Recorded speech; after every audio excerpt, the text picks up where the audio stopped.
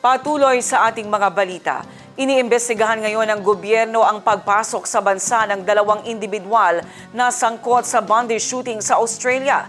Ito ang kinumpirma ni National Security Advisor Eduardo Año sa inisyo nitong official statement. Ayon sa pahayag, ang dalawang individual ay dumaan sa Maynila patungong Davao City noong Nobyembre 1 hanggang 28 ngayong taon. Ang News Now sa report. Kinumpirma ng gobyerno na iniimbestigahan nito ang pagpasok sa Pilipinas ng dalawang individual na iniuugnay sa bondage shooting incident sa Sydney, Australia, habang patuloy ang pakikipag-ugnayan sa pamahalaan ng Australia para sa information at intelligence sharing upang matukoy ang layunin ng kanilang pagbisita sa bansa. Ayon sa pahayag, ang dalawang individual ay dumaan sa Maynila patungong Davao City noong November 1 hanggang 28, 2025. Si Sajid Akram ay bumiyahe gamit ang Indian passport habang kanyang anak na si Navid ay gamit ang Australian passport. Nilinaw ng pamahalaan na walang balido o kumpirmadong ulat na ang dalawa ay nakakuha ng anumang uri ng military training habang nasa Pilipinas.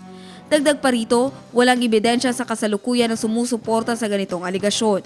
Binigang diin sa pahayag na ang simpleng pagbisita sa bansa ay hindi sapat na batayan upang iugnay ito sa terrorist training at hindi rin sapat ang haba ng kanilang pananatili para sa anumang makabuluhan o estrukturadong pagsasanay. Sinabi din sa pahayag na ang ilang media reports na naglalarawan sa Mindanao bilang hotspot ng violent extremism o Islamic State ideology ay outdated at misleading.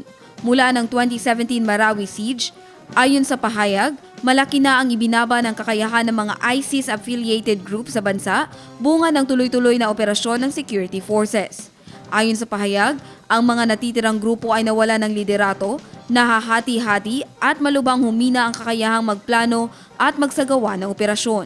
Dahil dito, bumaba ng malaki ang manpower, armas, impluwensya at mga insidente ng karahasan at wala nang naitalang terrorist training activities o malalaking operasyon ng mga grupong ito mula pa noong 2017.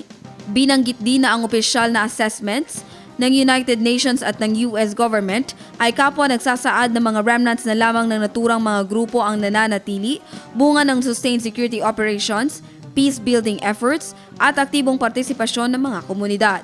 Dagdag pa rito, ang pagbibigay ng meaningful political autonomy at development funds sa mga Muslim areas sa Mindanao sa pamamagitan ng Bangsamoro Autonomous Region in Muslim Mindanao ay nagdulot ng malinaw na pagbuti sa domestic security environment na sumasalamin sa pinagsamang pagsisikap ng pamahalaan, security sector at mga lokal na komunidad sa pagsusulong ng kapayapaan at kaunlaran.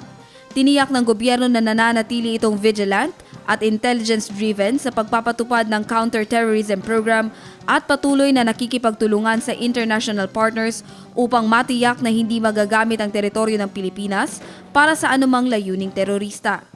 Binigyang diin din ng National Security Council ang kahalagahan ng evidence-based reporting at responsible public discourse, habang muling pinagtibay ang paninindigan ng Pilipinas na makipagtulungan sa Australia at sa international community sa pagtugon sa terorismo sa lahat ng anyo nito. Jen Garcia, iMinds, Philippines.